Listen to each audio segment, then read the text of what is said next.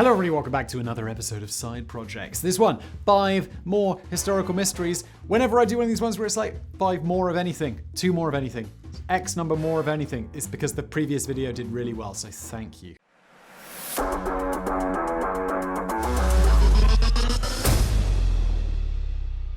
A while ago, we gave you a video discussing 5 unsolved historical mysteries ranging from thousands of years ago to, well, not thousands of years ago. Today, we have a continuation of that topic for you because, as it turns out, there's more than just 5 things that don't really add up in the historical record. And also, as I said in my pre-introduction it did really well. By that, I mean it got lots of views, so I got more money through ad revenue. Thank you. These are 5 more historical mysteries that we haven't solved.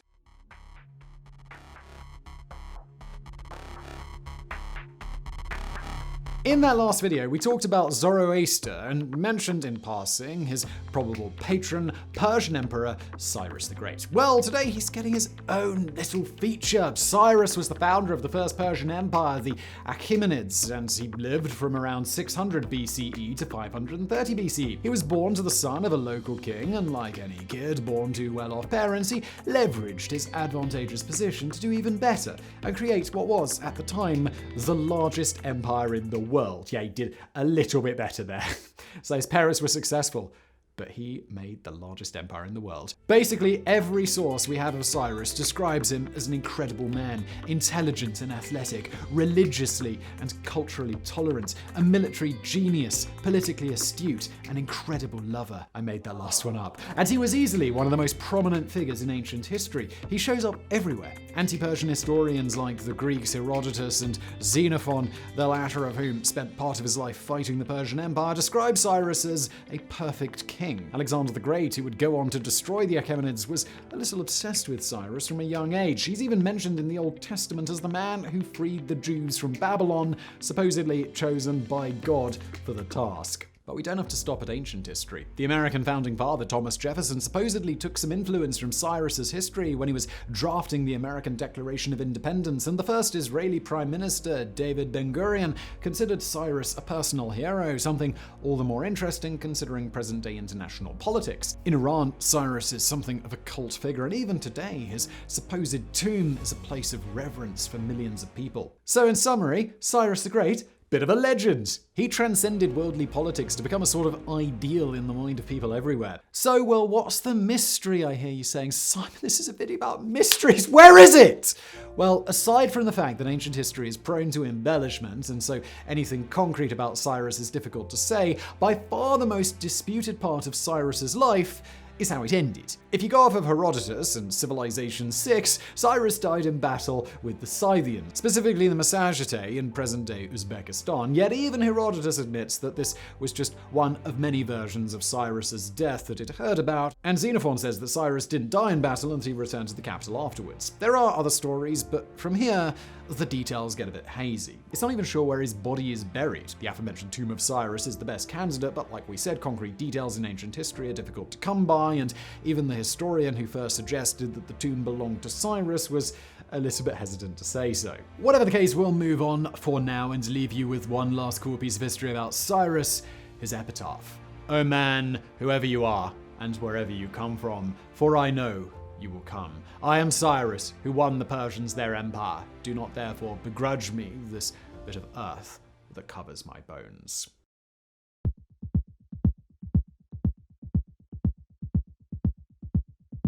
Swinging around the timeline for a moment brings us to West Africa in the 14th century. Some of you watching this have probably heard of a king named Mansa Musa, described by some as the richest man to have ever lived. Maybe you've heard of him because I made a biographics video about the dude, which is another channel I do. You could subscribe if you want to, I might put a link below. He got that way by being the ruler of the Mali Empire, a state in West Africa which was famous for being one of the primary suppliers of gold to Europe and the Middle East for hundreds of years during the late Middle Ages. Gold back then was pretty much the most valuable valuable thing you could have, and as such, this gold brought the kingdom a great deal of wealth, turning Mali into a cultural and religious center of the Islamic world. It was visited by Moroccan traveler Ibn Battuta, who traveled over the Saharan trade routes that first brought Islam to the region, and he described the kingdom as incredibly safe and harmonious, with adherents of Islam and traditional West African faiths living together peacefully. Ultimately, the empire would last for more than 400 years. For reference, Cyrus's Achaemenid Empire lasted just over 300, so I guess history's not fair. With that context out of the way, let's swing back to Mansa Musa, or rather his predecessor. Before Mansa Musa became the ruler of Mali, the empire was ruled by a man named Abu Bakr II.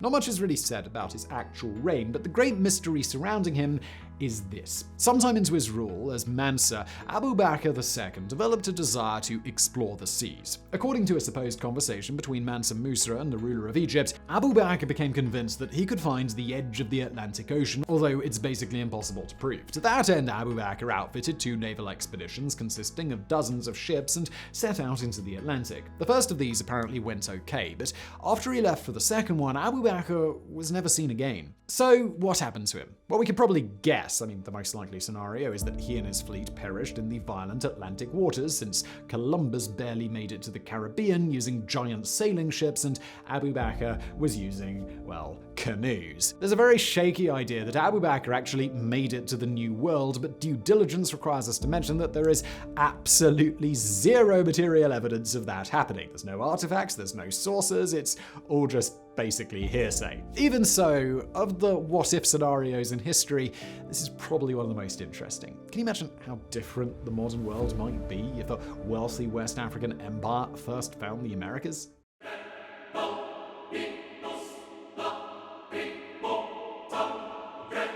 Our next section takes us to Central Europe in the year 1912. A library known as Collegia Romano, originally founded by the Society of Jesus, was short on cash and decided to sell some of its contents to the Vatican Library. But for some complex reasons, not all of the material sold to the Vatican actually ended up there. One of these pieces was a book that ended up in the hands of Wilfrid Wojnek, a Polish book dealer. Wojnek discovered that this book, which did not have a title or an author, was around 240 pages of, well, gibberish. At least, that's what it looked like at first glance. Across the pages were odd scripts, drawings of plants and animals, and other just general nonsense. Nevertheless, Wojnek was intrigued by this book and decided to devote more time to it. He spent the next 2 decades trying to get scholars interested in studying it to see if they could possibly decipher the meaning of the text. He perhaps thought it was encoded, or maybe there was some secret hidden in the text. Wojnek died in 1930 and would never get an answer to those questions, but after his death, the fame of the mysterious codex continued to grow, particularly in the years following World War II. Allied codebreakers took a crack at deciphering it, but didn't get very far, and soon afterwards, a series of scholars would each take turns at trying to crack the script, if it was even ciphered at all. In the time since all this research has been done, a dozen or so theories have been put forward, and subsequently torn apart by academia on what this book actually says. One theory says it's abbreviated Latin, another thinks that it's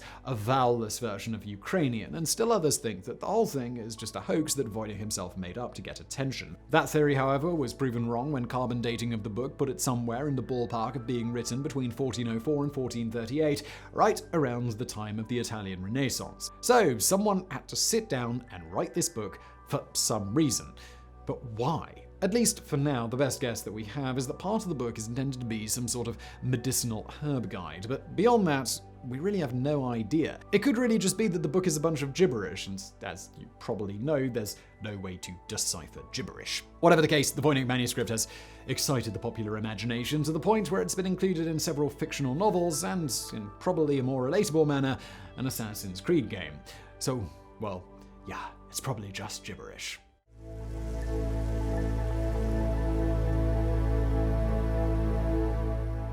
Moving on, we next find ourselves in central Mexico in a place called Tres Zapotes. In 1862, a Mexican archaeologist discovered a large stone sculpture depicting the face of an unknown person partially buried in the ground. His discovery didn't really catch on outside of Mexico, but in 1938, an American archaeologist discovered the exact same head, and it caused a wave of attention because, well, of course. Cultural issues aside, the discovery of this head led to the excavations of the surrounding area to see if there was anything else of note there. Soon the excavation found another head, then another, and then 14 more for a total of 17 giant boulders carved into the rough shape of human heads. These discoveries were the first archaeological findings of the Olmecs, the earliest known Mesoamerican culture. The heads themselves range anywhere from being 1.17 to 3.4 meters tall and weigh anything from 6 tons to almost 50 tons. But that's not all. These boulders were all made of basalt, which is mostly only found near volcanoes, and the nearest volcanoes are in the nearby mountain range of Sierra de los Tuxtlas,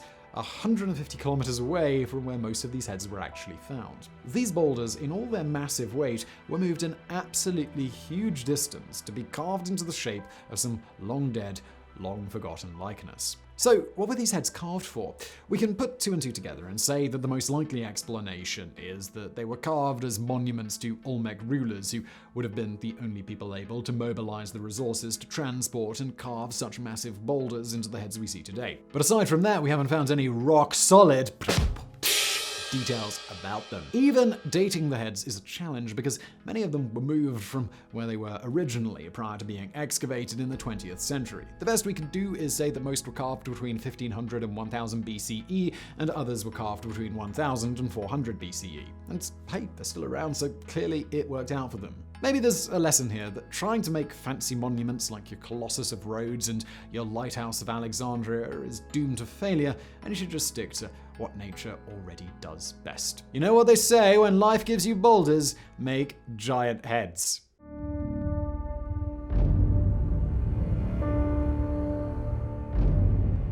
The final entry on our list takes us to the Atlantic Ocean in the 19th century. On December 4th, 1872, a Canadian brigantine named the GRATIA was sailing for the British port of Gibraltar when the helmsman reported a vessel some distance away heading straight for them. The captain, David Morehouse, noted that the ship was moving erratically and its sails were in an odd position, so he suspected something was wrong. Captain Morehouse saw nobody on the deck of the ship and so sent 2 of his crew to board and investigate. They found an eerie scene. The ship, named the Mary Celeste, was abandoned. Even more ominously, the ship's lifeboat was missing. The crew conducted a quick investigation to see if they could find any clues as to what happened, and they discovered the ship's log, with its last entry dated 9 days earlier and 400 nautical miles from where the ship currently was. But other than that, there weren't really any clues as to what had happened. The navigational instruments and charts were missing, the equipment was more or less neatly stowed away, and there was no food being cooked or prepared at the time. Everything seemed to point to a relatively orderly evacuation via the lifeboat. The ship itself was a little waterlogged and battered from the sea,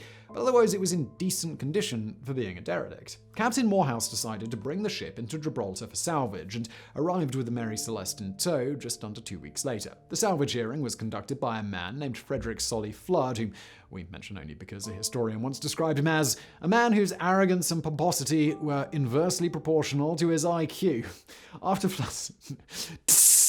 After Flood spent some time ranting in court about how it must have been a murder or piracy or insurance fraud, the rest of the Admiralty Corps sort of rolled their eyes and awarded Morehouse and his crew £1,700 for their trouble. But the question still remains. What happened to the crew? The Mary Celeste had been captained by the American Benjamin Briggs along with 7 others. The only logical explanation was that they'd taken the lifeboat. But why do that when there's plenty of provisions and nothing wrong with the ship? A number of theories have been put forward. There's the foul play theory, as put forward by Mr. Flood earlier, but there was basically no signs of a struggle or any violence at all. He said the crew must have gotten drunk off the Mary Celeste's cargo of denatured alcohol and murdered each other until someone pointed out to him that denatured alcohol is industrial in nature and not in any way drinkable. Other theories suggest that the crew ran into a bad storm and they went to the lifeboat for temporary safety. But as the Titanic showed, lifeboats at this time weren't really all that safe, so that wouldn't make sense either. The only explanation that really satisfies the logic test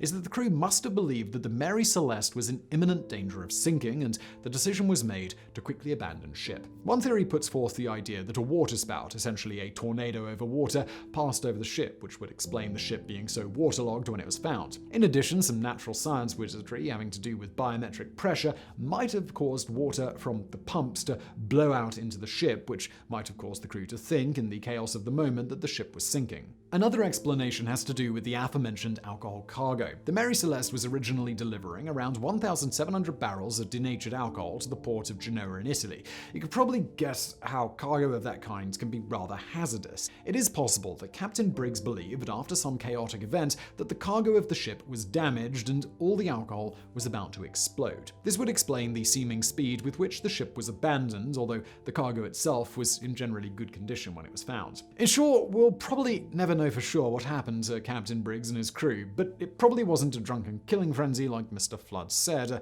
claim only believable if you yourself were drinking denatured alcohol. So I really hope you found this video interesting. If you did, please do hit that thumbs up button below. Don't forget to subscribe. Also, if you've got a suggestion for a future side projects video, please let me know about it in the comments below. I often look there for inspiration. So please do that, and thank you for watching.